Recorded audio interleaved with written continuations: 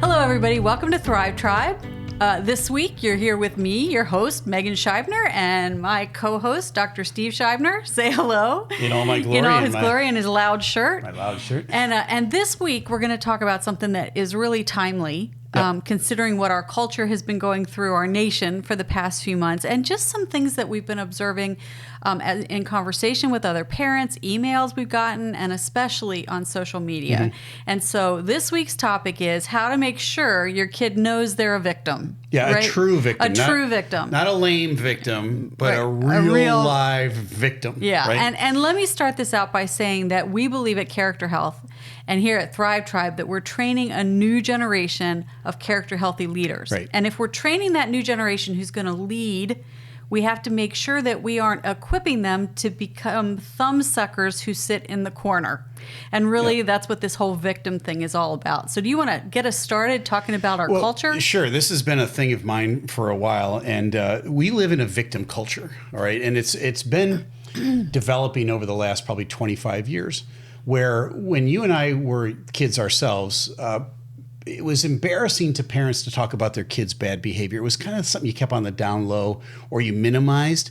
Now it's something that you maximize, right? It's a badge of courage to talk about how bad your children are or to see yourself as a victim. Romans 12:2 is really key on this. Romans 12:2 talks about don't be conformed to this world, but be transformed by the renewing of your mind. That's an ongoing minute by minute, hour by hour, day by day thing for the rest of your life. And don't be conformed into specifically on this topic, the idea that you're a victim. You're one of the king's kids. If you're a believer in Christ, you're one of the king's kids. You need to act like that. But this current culture is trying to conform you into the idea that somehow you're a victim. So you see it on television all day long. There used to be game shows on TV. Now it's all day long. It's victim TV, right? Maury Povich and all those other shows where they parade one person who's a victim after another. And we're stumbling over ourselves to create new statuses for victimhood. It's unbelievable. That guy last year, Jesse Smollett, out there in Chicago, has got the world by the tail. He's an up-and-coming actor. He's on a very popular show. What does he do? He orchestrates his own attack to make it look like he's a victim. Why? Yeah, somehow that's become important. It has. He wanted to elevate himself in stature as what? As a victim? I just don't understand that mindset at all. But it's so pervasive, and especially with teenagers, right? You don't have to help teenagers be victims. They already, woe is me, the world is against me, nobody understands me. They're misunderstood. I'm so misunderstood, underappreciated. I just can't wait until I can get out on my own. Oh, good. Get out on your own. That would be good because you know what? The world's going to teach you some lessons in the school of hard knocks.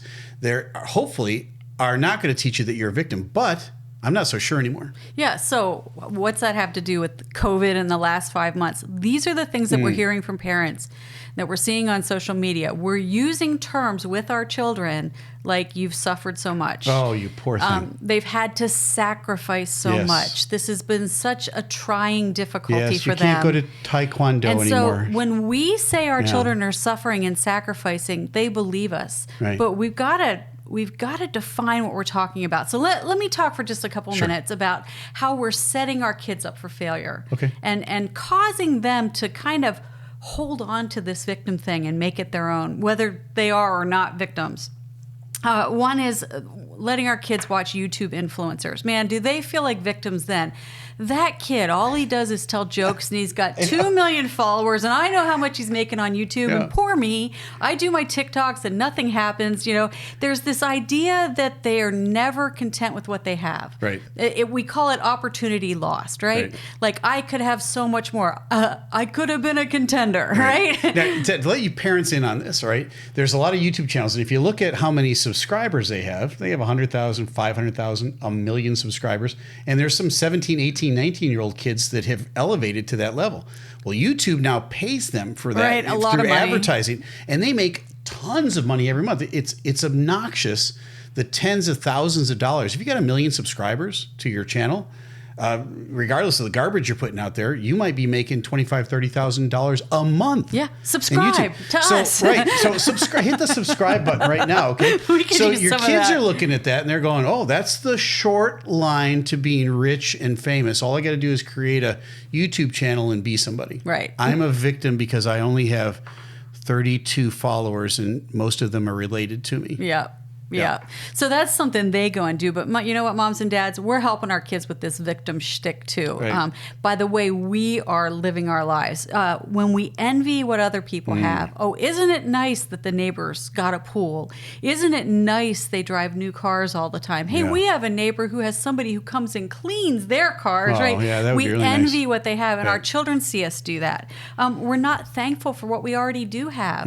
And that shows up in how we steward things, you know, when we don't take care of what we already have, when we don't say, you know, wow, what blessings we have. Look at all the food we have. Look at all our clothes. But instead we're wishing for more. Well, our parents' application of that back in the day was, right, you had to eat everything on your plate because of the starving children in China. Now, we made fun of that back in the day, but there was a kind of a bigger point behind that. The point was, you guys have a lot and you need to be grateful for it. Yeah, all right? absolutely. Yeah. Absolutely. I will share a little story with you, but you know that I grew up with boxed mashed potatoes. You did. So a child who will go unnamed in my family, we had the little boxes to send to the missionaries with our money, so we put some mashed potatoes and peas in it because the starving children could have the fake. Yeah, I was young. I was young. Okay, one other thing. When we're always reaching for the next big thing, what we teach our children is, who I am is not enough. Like it's not okay here. There's got to be something better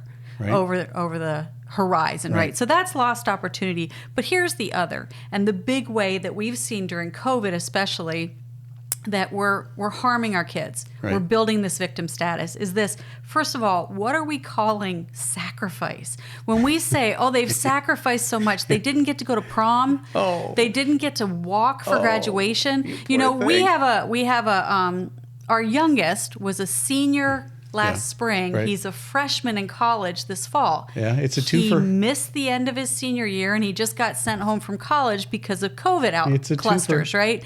And we use the word lightly. We say, wow, what a sacrifice. So, Steve, talk to me about that. Well, I've had a saying for many years, for a sacrifice to be a sacrifice, it's got to be a sacrifice. Okay. Now, we all joke and some of us roll our eyes when I say that, but there's a bigger point behind that, just like the starving kids in China. For a sacrifice to be really a sacrifice, there's got to be something legit behind the sacrifice that you're making. In other words, things that we call a sacrifice these days are not a sacrifice. You know, oh, you poor thing, you missed your prom, scarred for life. You know, oh, you poor thing, you know. And we go on from one thing after another of things that honestly don't even make the bottom level of a real sacrifice. No, are they sad?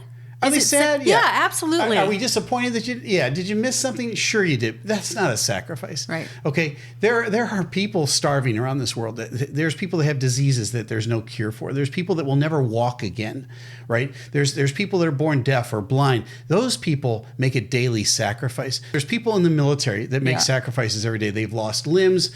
They've lost their families. It's an incredible sacrifice. Those are real sacrifices. Years ago, I flew down with the Navy to Lima, Peru. And we landed at the runway and we taxied off the runway, and off the end of the runway was an old dried up riverbed, and there were whole families living in cardboard and wooden shacks that they had built in a dried up riverbed. That's a sacrifice. Right. All right. So we got to have some perspective on this. And here's the truth. We use those terms in front of our kids. We say, oh, you've sacrificed. This is such suffering. And then when they parrot them back to us, we're like, get over it, kid, right? We get frustrated with them, but we've set them up for failure because we have planted a little seed in their mind that they're truly sacrificing. So what do we do to help these kids? We've got a few ideas because we really do need to help them. We need to help them get beyond thinking that they are victims into realizing just how blessed they truly are. Right. So what are some of the things we can do, Steve? Well, number one is this: cultivate thankfulness. Yeah, we need to cultivate thankfulness as a family. Right. That isn't just saying to your kids, man, you kids need to be more thankful. Right. You know, if I had what you had when I was growing up. If you wonder why your kids see themselves as such victims, take a look in the mirror. Do you look at yourself like a victim? Are you always complaining about something you don't have? Are you, generally speaking, a thankful person? or an unthankful person. Exactly. Right? Exactly. So how do we cultivate thankfulness? Well, we do it by intentionally noticing the things we have. Right. I know some families that have a thankfulness jar. They just have a jar and little strips of paper and have family members write things they're thankful for and put them in the jar. And then at the end of the week, they pull out the slips and share those thankfulnesses. Talk about it. When you sit down for dinner, and COVID has given us the opportunity to have dinner as a family. We are talking more. What we should a be. concept, yeah. Right?